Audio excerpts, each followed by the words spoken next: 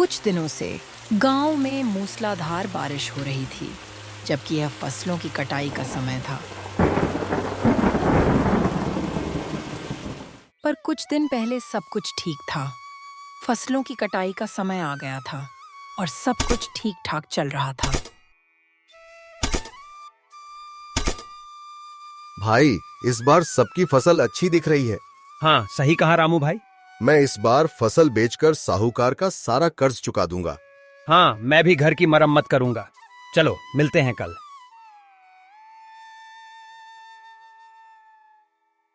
हे भगवान, इस बार बरसात सही समय पर हो जाए तो सबका भला हो जाएगा।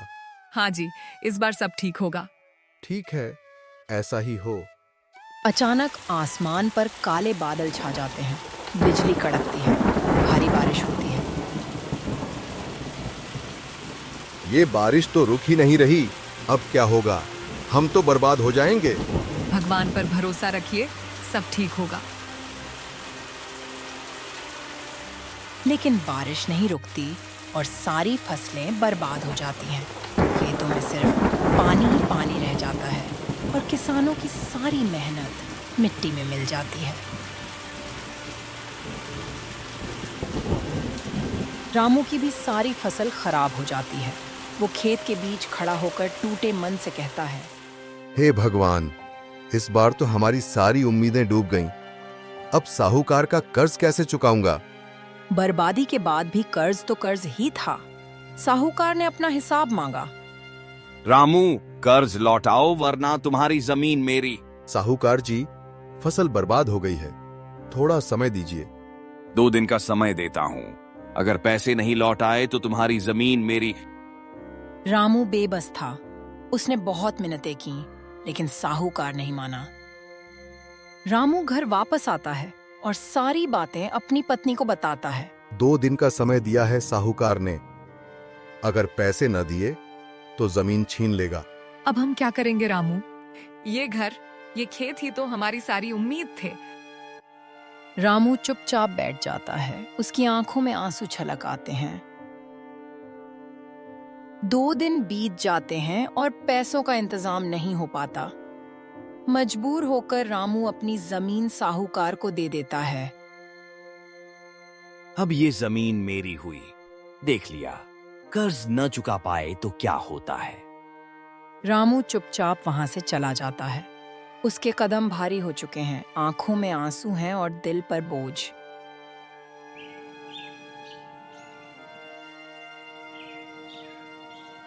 जमीन छिन जाने के बाद रामू के पास सिर्फ एक ही रास्ता बचा था, जंगल से लकड़ी काटकर बेचना।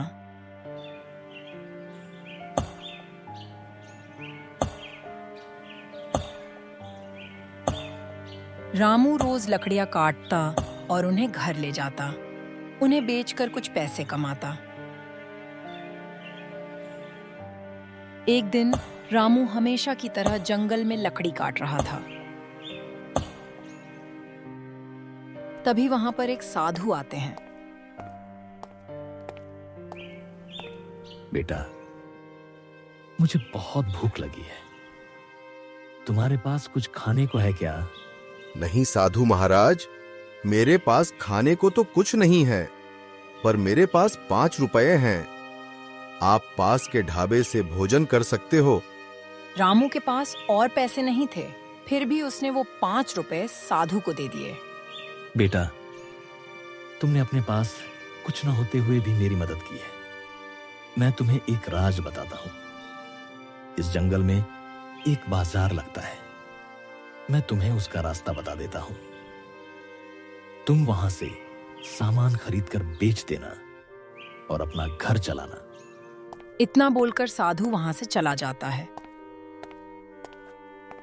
रामू भी घर चला जाता है, लेकिन साधु की कही बातें उसके मन में ही घूमती रहती हैं।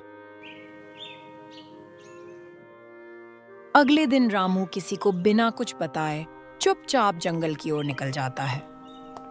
रामू कांपते कदमों से आगे बढ़ता जाता है और साधु द्वारा बताए गए रास्ते को याद करते हुए चोर बाजार ढूंढने लगता है। रामू काफी देर जंगल में भटकने के बाद अचानक रुक जाता है। पेड़ों के बीच से एक चमकती हुई रोशनी और शोरगुल की आवाजें आती हैं। वह धीरे धीरे आगे बढ़ता है और उसकी आंखें हैरानी से फैल जाती हैं। उसके सामने चोर बाजार था। रामू धीरे धीरे हिम्मत जुटाकर कोने में लगी 2 दुकानों के पास जाता है। ये बाजार में क्या क्या मिलता है? यहाँ वो हर चीज मिलती है जो तुम्हें चाहिए। तो फिर चावल और गेहूं की क्या कीमत है? तुम कोई भी अनाज लो, सब 1 रुपए का 50 किलो है। अरे वाह!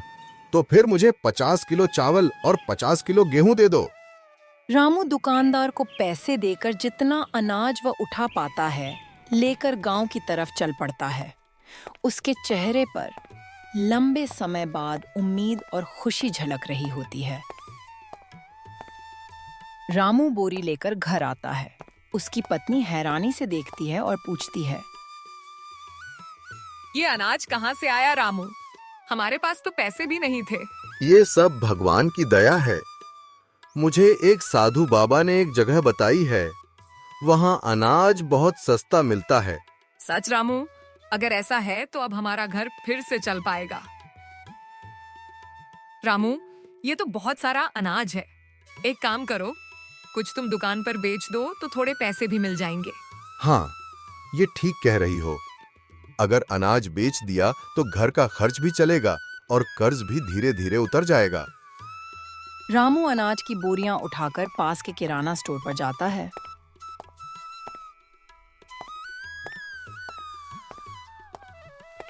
रामू बोरियां बेच देता है और उसके हाथ में अच्छे पैसे आ जाते हैं। उसके चेहरे पर संतोष और उम्मीद की चमक आ जाती है।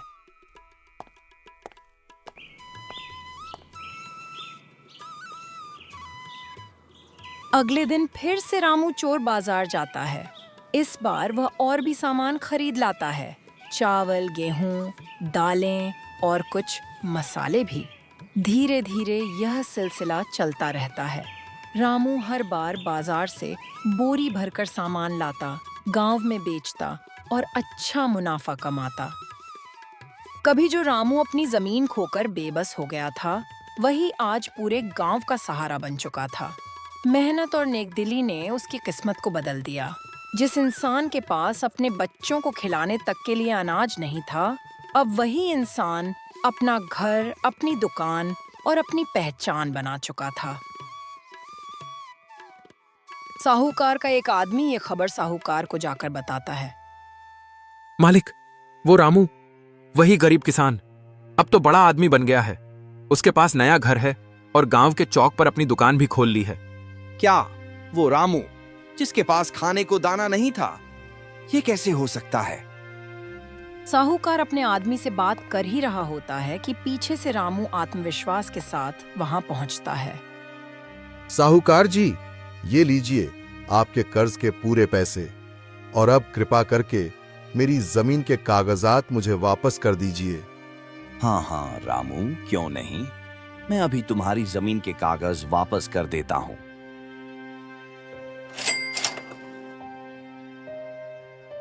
धन्यवाद साहूकार जी, अब मेरी जमीन मुझे वापस मिल गई।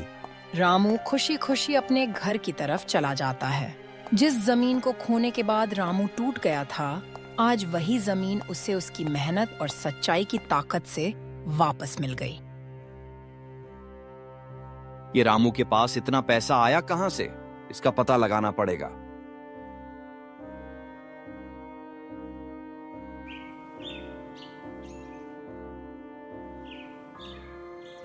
अगले दिन जब रामू चोर बाजार के लिए जंगल की ओर निकला, तो उसे ये पता नहीं था कि कोई उसकी हर हरकत पर नजर रख रहा है। साहूकार चुपके चुपके उसका पीछा कर रहा था। ओह, तो रामू यहाँ से माल खरीदता है। ठीक है, कल मैं भी यहाँ आऊंगा और सोना खरीद लूंगा। फिर देखता हूँ कैसे रामू मुझसे आगे निकलता है। और साहूकार चुपचाप अपने घर लौट जाता है, ये सोचकर कि वह कल आएगा जब रामू वहां नहीं रहेगा।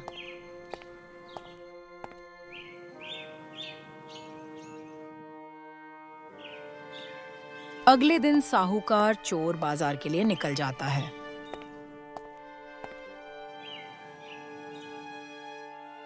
अरे, ये चोर बाजार किधर गया? कल तो यहीं था। साहूकार इधर उधर देखता है, लेकिन उसे कुछ भी नहीं मिलता। वह हैरान और गुस्से में खाली हाथ अपने घर वापस चला जाता है। साहूकार घर जाकर भी जंगल के चोर बाजार के बारे में ही सोच रहा था।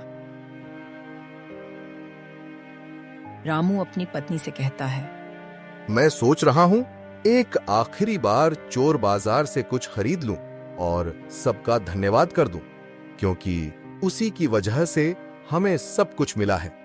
जैसा आपको ठीक लगे। रामू जंगल के रास्ते पर जा रहा होता है कि तभी उसे वही साधु मिलते हैं जिन्होंने उसे चोर बाजार का रास्ता बताया था। प्रणाम साधु महाराज। कहाँ जा रहे हो बेटा? मैं चोर बाजार की तरफ जा रहा हूँ। पर वो चोर बाजार अब वहां नहीं है। अब वो कहीं और लगा होगा, किसी और जरूरतमंद की मदद करने के लिए। इसलिए तुम घर जाओ और सुखी रहो। ठीक है साधु महाराज। और रामू वापस घर की तरफ चल पड़ता है। रामू घर लौट ही रहा होता है कि रास्ते में साहूकार मिल जाता है और कहता है, मुझे पता है तुमने सारा पैसा चोर बाजार से कमाया है। तुम जल्दी से मुझे उस बाजार का रास्ता बता दो, वरना अच्छा नहीं होगा। हाँ, लेकिन अब वो चोर बाजार वहां से कहीं और चला गया है और वो सिर्फ जरूरतमंदों की मदद करता है। इसका मतलब तुम नहीं बताओगे? ठीक है, देख लूंगा मैं तुम्हें रामू। और साहूकार गुस्से में चला जाता है।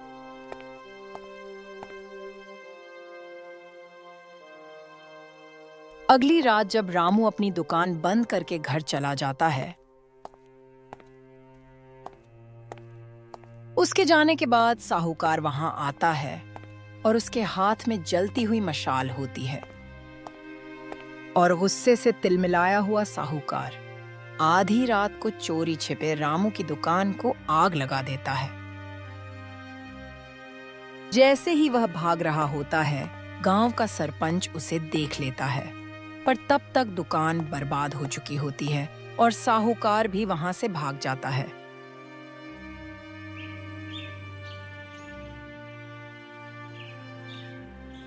अगली सुबह पंचायत लगती है। उसमें साहूकार और रामू को भी बुलाया जाता है। सुबह सुबह पंचायत क्यों बुलाई गई है? कोई जरूरी विषय है क्या? हाँ, कल रात किसी ने रामू की दुकान जला दी है। उसी बारे में सब चर्चा कर रहे हैं। ये रामू की दुकान किसने जलाई? साहूकार जी, इतने भोले मत बनो। कल मैंने तुम्हें रामू की दुकान जलाते हुए देख लिया था। और हाँ, कल ही इसने मुझे धमकी भी दी थी। बोलो साहूकार, तुम्हारा क्या कहना है इसके बारे में? हाँ, मैंने ही गुस्से में आकर रामू की दुकान जलाई थी। मुझसे उसकी तरक्की देखी ही नहीं गई। साहूकार, तूने जमीन छीनी, कर्ज के नाम पर लूटा और अब दुकान भी जला दी। तू गांव में रहने लायक नहीं है। गांव वालों, गुस्से से नहीं, सच्चाई और मेहनत से ही इंसान जीतता है। साहूकार ने अपनी गलती मान ली है, अब उसे माफ कर दो। हाँ, पर साहूकार, तुम्हें रामू की दुकान दोबारा बनवानी पड़ेगी और गांव के सब किसानों का कर्ज आधा करना पड़ेगा। ठीक है, जैसा आप सब कह रहे हैं वैसा ही होगा। अन्याय चाहे कितना भी बड़ा क्यों न हो, जब लोग एकजुट होकर खड़े होते हैं तो सच की जीत और बुराई की हार तय हो जाती है। जंगल के चोर बाजार से अमीर बनने के बाद रामू आलसी हो गया। अब वह न खेतों में जाता, न किसी काम में हाथ लगाता, बस सारा दिन खाता पीता और सोता रहता। अरे रामू, कुछ काम धंधा कर लो। घर का राशन और पैसे दोनों ही खत्म होने वाले हैं। अरे हाँ भाग्यवान, अभी तो हमारे पास जंगल बाजार से लाया हुआ राशन पड़ा है ना। काम भी कर लूंगा, पर अभी तो मुझे सोने दो।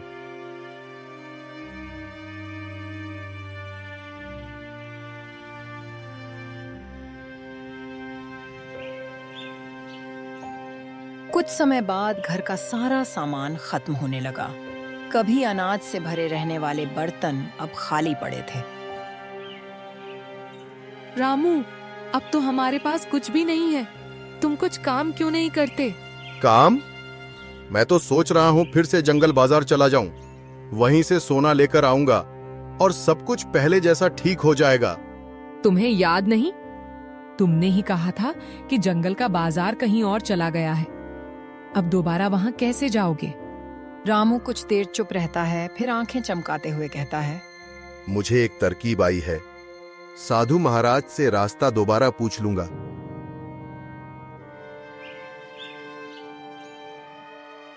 अगले दिन रामू बिना किसी को बताए जंगल की ओर निकल पड़ा। उसके मन में सिर्फ एक ही ख्याल था, किसी तरह साधु महाराज को ढूंढकर जंगल चोर बाजार का रास्ता दोबारा जानना। रामू जंगल में भटकते भटकते अचानक ठिठक गया। उसकी आंखों के सामने एक पुरानी सी झोपड़ी दिखाई दी, जैसे मानो उसे ही बुला रही हो। अरे, ये तो झोपड़ी है। शायद यहीं साधु महाराज रहते हों।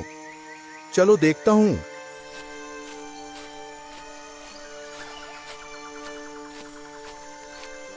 अरे, यहां तो कोई नहीं है। चलो थोड़ी देर यहीं पर आराम कर लेता हूं। सफर भी लंबा था और थकान भी हो रही है। रामू झोपड़ी के सामने आकर बैठ गया और इंतजार करने लगा। कुछ देर बाद उसे दूर से वही साधु महाराज दिखाई दिए, जो धीरे धीरे उसकी तरफ आते चले आ रहे थे। अरे, अच्छा हुआ साधु महाराज, आप यहीं मिल गए। मुझे आपसे कुछ काम था। बोलो बेटा रामू, क्या हुआ? सब ठीक है ना? हाँ साधु महाराज, मेरा तो सब ठीक है, लेकिन मेरे एक दोस्त की हालत बिल्कुल भी ठीक नहीं है। उसे जंगल के चोर बाजार की जरूरत है। अगर आप उसका रास्ता बता दें तो उसका भी कल्याण हो जाएगा। बेटा, जंगल का बाजार खुद ही जरूरतमंदों को चुनता है, पर फिर भी तुम पूछ रहे हो तो मैं बता देता हूं। वह अब दूसरे जंगल में लगा है, लेकिन याद रखना, अगर वहां जाकर लालच किया तो वहां से बाहर निकलना बहुत मुश्किल होगा। रामू ने बड़ी चालाकी से झूठ बोलकर साधु से जंगल के चोर बाजार का पता पूछ लिया और फिर घर की ओर वापस लौट गया।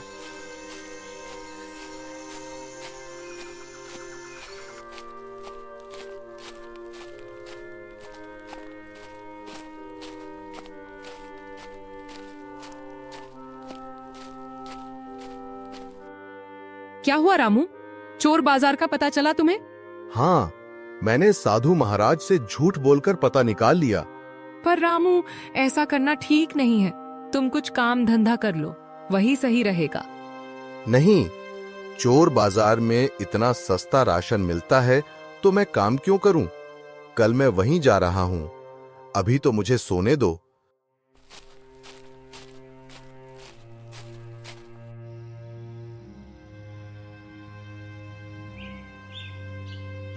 अगले दिन रामू चोर बाजार खोजने के लिए जंगल की तरफ निकल जाता है।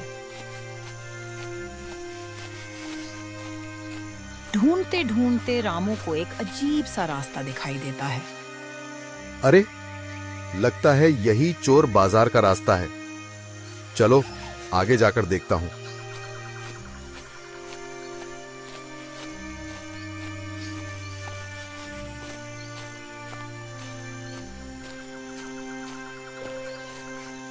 अरे वाह, जंगल बाजार आखिरकार मुझे मिल ही गया। रामू ज्वेलरी की दुकान पे जाता है। भाई, मुझे कुछ गहने चाहिए। घर की हालत बहुत खराब है। क्या चाहिए तुम्हें? सोना, चांदी या हीरे जवाहरात? मुझे सोने के हार और कुछ कंगन दे दो, जितना ज्यादा हो सके। ये लो गहने, पर याद रखना, अगर तुमने लालच किया तो जंगल का चोर बाजार तुम्हें अपने माया जाल में फंसा लेगा। रामू ने गहने उठाए और जल्दी जल्दी बाजार से बाहर निकलने लगा। उसके मन में थोड़ा डर था, लेकिन लालच ने उसके डर को दबा दिया।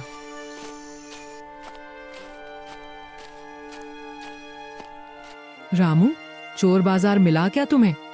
हाँ, और ये देखो, कितने सारे गहने भी लाया हूं और मुझे कुछ भी नहीं हुआ। रामू, ये सब तो ठीक है, पर अब चोर बाजार मत जाना। हाँ हाँ, ठीक है। मैं सोचूंगा इसके बारे में। चलो, अब मुझे खाना दे दो। हाँ, तुम बैठो, मैं खाना लाती हूँ।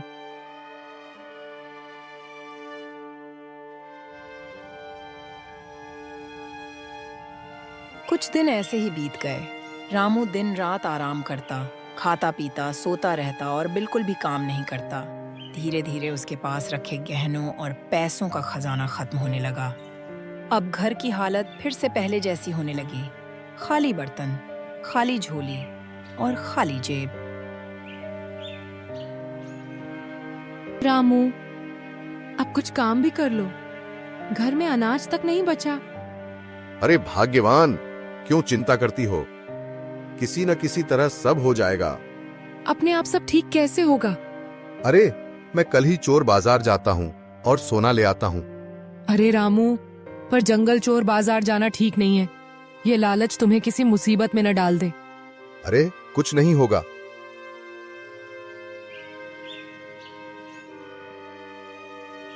अगले दिन की सुबह रामू अपने मन में लालच लिए हुए चोर बाजार की ओर निकल पड़ता है। रास्ते में उसकी मुलाकात साधु से हो जाती है। अरे बेटा, तुम कहाँ जा रहे हो? साधु महाराज, मैं तो बस जंगल की सैर के लिए निकला हूँ। ठीक है बेटा, पर याद रखना, लालच से दूर रहना। यही तुम्हारे लिए अच्छा आपदा होगा। इतना कहकर साधु अपनी राह चले जाते हैं। रामू तेज कदमों से चोर बाजार की ओर बढ़ने लगता है। रामू फिर से सोने चांदी की दुकान पर जाता है और कुछ गहने ले लेता है। फिर वह घर की तरफ लौट जाता है। रामू चलता ही चला जाता है, लेकिन रास्ता कम होने का नाम ही नहीं लेता। थोड़ी देर बाद उसे ध्यान आता है कि वह तो बार बार एक ही जगह घूम रहा है। उसे लगने लगता है जैसे जंगल उसे बाहर निकलने ही नहीं दे रहा हो। अरे, लगता है मैं जंगल में फंस गया हूँ। अब मैं क्या करूँ? ये सब मेरे लालच का नतीजा है।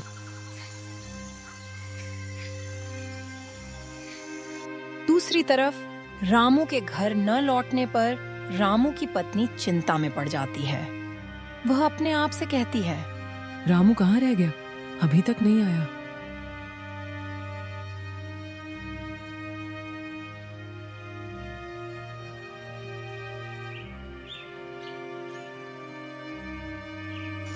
रामू के घर न लौटने पर उसकी पत्नी चिंता में पड़ जाती है और उसे ढूंढने के लिए जंगल की ओर निकलती है। चलते चलते वह साधु की झोपड़ी के पास पहुंचती है। प्रणाम साधु महाराज, आपने मेरे पति को कहीं देखा है क्या? वो चोर बाजार की तरफ गए थे। तो तुम रामू की पत्नी हो? हाँ, रामू कल से घर नहीं लौटे। हाँ बेटा, वो लालच में फंस गया है। जंगल का बाजार लालची लोगों को बाहर नहीं आने देता। मैंने उसे मना भी किया था। साधु महाराज, कोई उपाय बताइए। एक ही उपाय है। जो कुछ उसने लिया है उसे वापस करना पड़ेगा। तुम्हें सब बेचना होगा और जंगल के चोर बाजार को वापस लौटाना होगा। रामू की पत्नी साधु का धन्यवाद करके घर की तरफ वापस जाती है।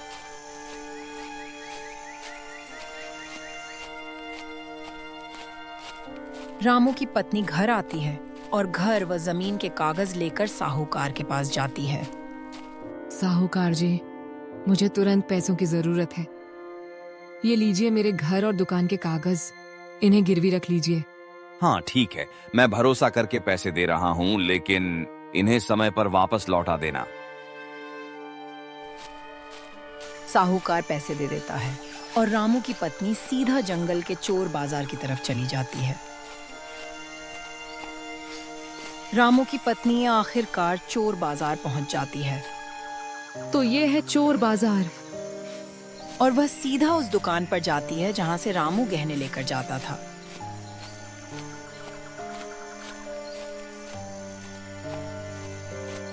बोलिए, मैं आपकी क्या मदद कर सकता हूँ? मेरे पति ने जितने भी गहने यहाँ से लिए हैं, उनके पैसे लौटाने आई हूँ। मैंने तो उनको पहले ही बताया था कि लालच करने से क्या होगा। हाँ, वो घर नहीं आए हैं। ठीक है, आप घर जाइए। जंगल का बाजार न्याय करेगा।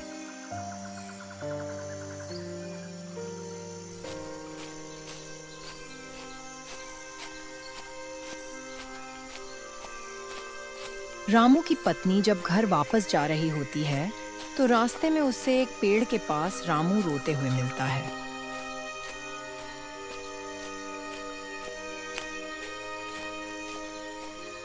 अरे रामू, अच्छा हुआ तुम मिल गए। मैं कितनी परेशान हो गई थी। तुम आ गई। मुझे लगा मैं हमेशा के लिए यहीं फंस गया हूं। अब मैं कभी लालच नहीं करूंगा। और दोनों खुशी खुशी घर लौट जाते हैं।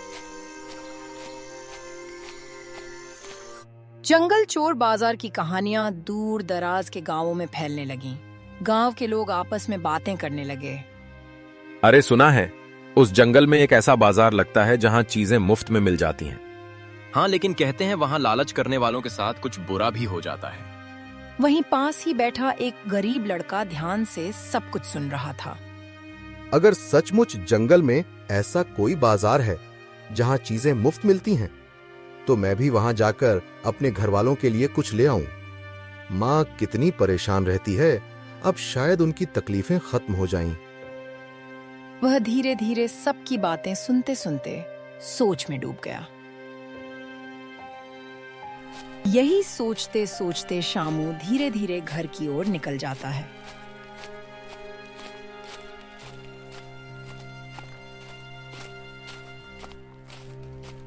शामू बेटा, कहाँ रह गया था तू? कब से तेरी राह देख रही हूँ। अम्मा, मैं चौपाल पर था।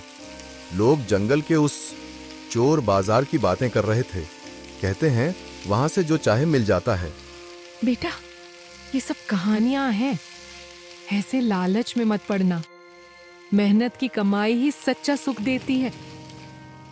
लेकिन शामू के मन में जंगल जाने की जिद और भी गहरी हो गई। वह चुपचाप खाना खाकर अपनी खाट पर लेट गया। कल मैं जंगल जाऊंगा और उस बाजार की खोज करूंगा। चाहे डर हो या खतरा, मुझे सच जानना ही होगा।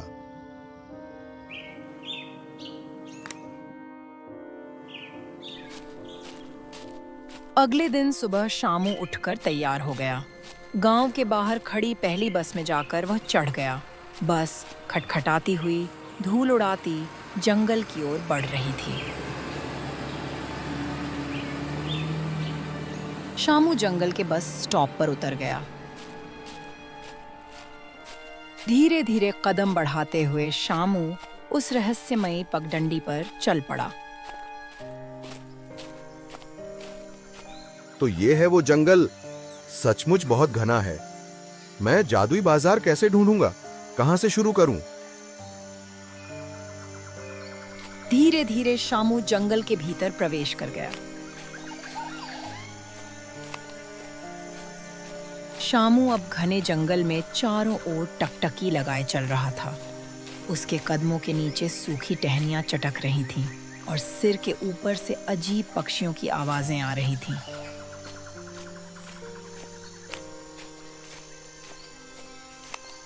शामू सुबह से उस रहस्यमय जंगल में इधर-उधर भटकता रहा, लेकिन दिन भर घूमने के बाद भी उसे जादुई बाजार का कोई सुराग नहीं मिला।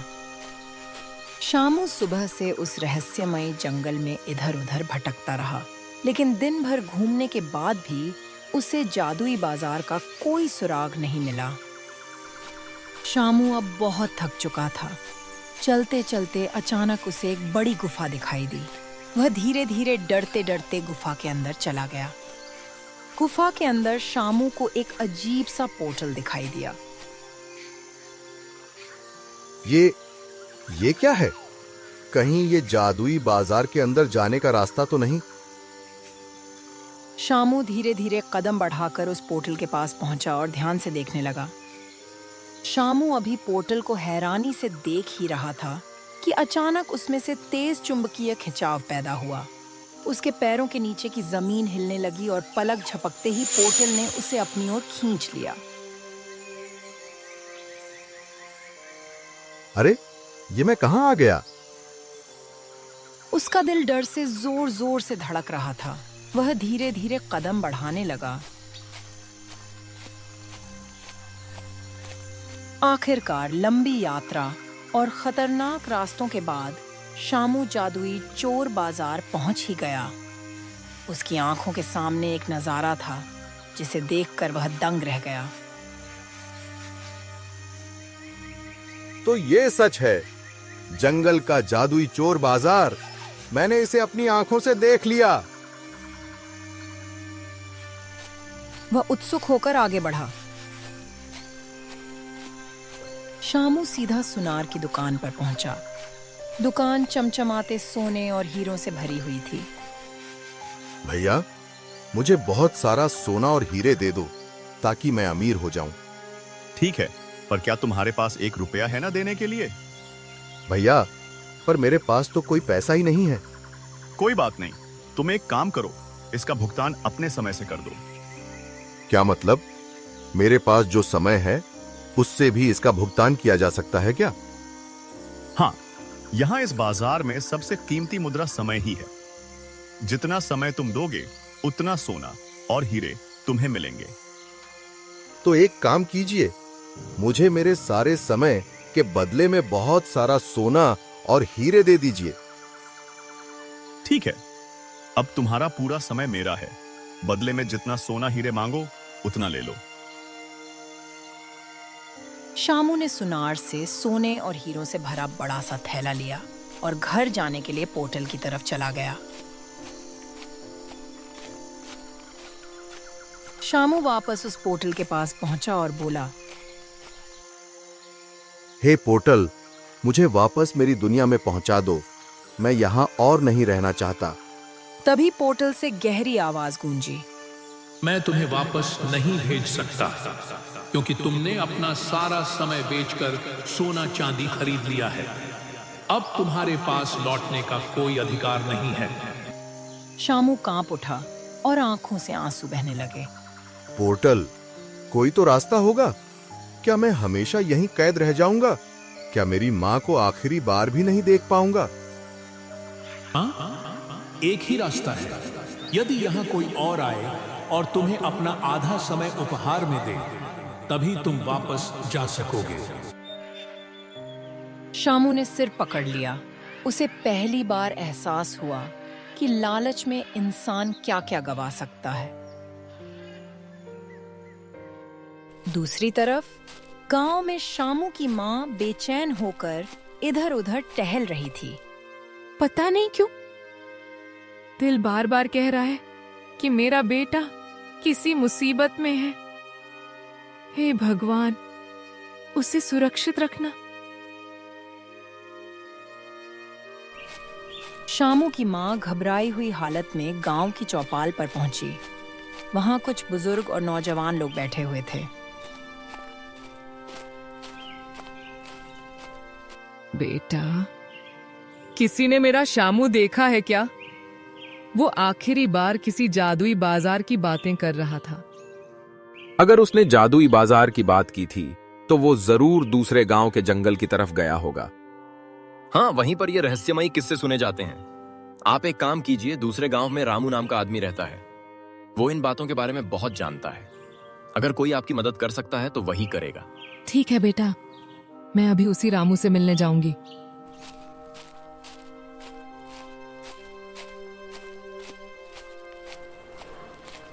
शामू की माँ गांव से बस में बैठकर रामू के गांव पहुंच जाती है।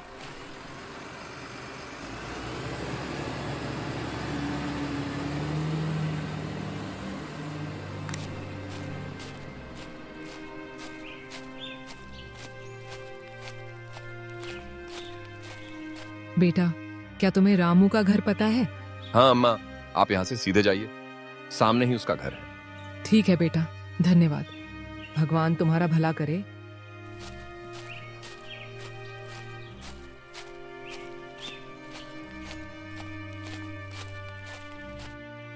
बोलिए माताजी, मैं आपकी क्या मदद कर सकता हूँ?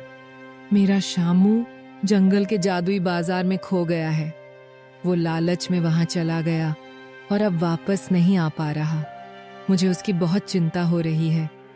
रामू ध्यान से सारी बात सुनता रहा। बेटा, तुम ही मेरी आखिरी उम्मीद हो। कृपया मेरे शामू को वापस ले आओ। माताजी, वो बाजार बहुत खतरनाक है, लेकिन मैं कोशिश करूंगा। चाहे जान चली जाए, पर शामू को वापस जरूर लाऊंगा। इतना कहकर रामू बिना देर किए जंगल के लिए रवाना हो गया।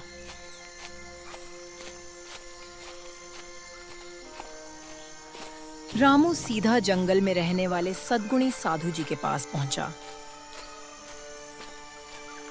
प्रणाम साधु जी, मुझे आपकी मदद चाहिए। गांव का एक लड़का शामू जादुई बाजार में फंस गया है। उसकी माँ बहुत दुखी है। मुझे बताइए, मैं उसे कैसे बचा सकता हूँ? रामू बेटा, तुमने सही किया जो यहाँ आए। वहां जाने वाला अक्सर लालच में सब कुछ खो बैठता है। शामू ने जरूर कोई बड़ी गलती की होगी। जी साधु जी, कृपया कोई उपाय बताइए। उसके पास लौटने का सिर्फ एक ही रास्ता है। कोई उसे अपना आधा समय दान करे। रामू, क्या तुम उसके लिए इतना बलिदान कर सकोगे? हाँ साधु जी, मैं शामू के लिए आधा समय दान करने को तैयार हूँ। उसे वापस लाना ही होगा। साधु जी ने रामू को पोर्टल तक पहुंचने का रास्ता बताया और रामू उसी दिशा में चल पड़ा।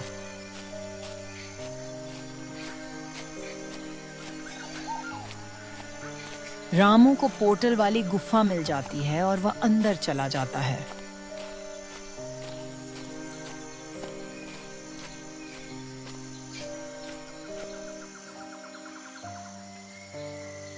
और रामू अंदर चला जाता है। अंदर जाते ही रामू शामू को ढूंढना शुरू कर देता है। जल्दी ही शामू पेड़ के नीचे रोता हुआ मिल जाता है।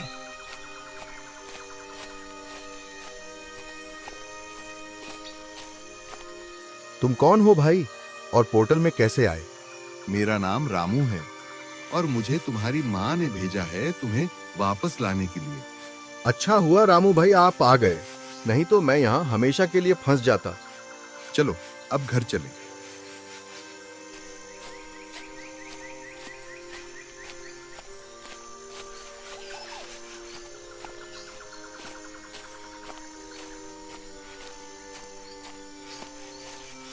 हे पोर्टल, हमें जाने दो। तुम मेरा आधा समय ले सकते हो। ठीक है रामू, मैं तुम्हें जाने देता हूं और तुम्हारी निस्वार्थता के कारण मैं तुम दोनों का समय वापस लौटा देता हूं। अब तुम लोग जा सकते हो और याद रखना श्यामू, फिर कभी लालच मत करना। और दोनों खुशी खुशी घर की तरफ चल पड़े। रामू की निस्वार्थता ने शामू को बचा लिया। शामू अपनी माँ से मिलता है। दोनों रामू का धन्यवाद करते हैं। रामू बेटा, तुम्हारा ये एहसान मैं कभी चुका नहीं पाऊंगी। नहीं माताजी, ये तो मेरा फर्ज था। और फिर सब खुशी खुशी घर लौट जाते हैं।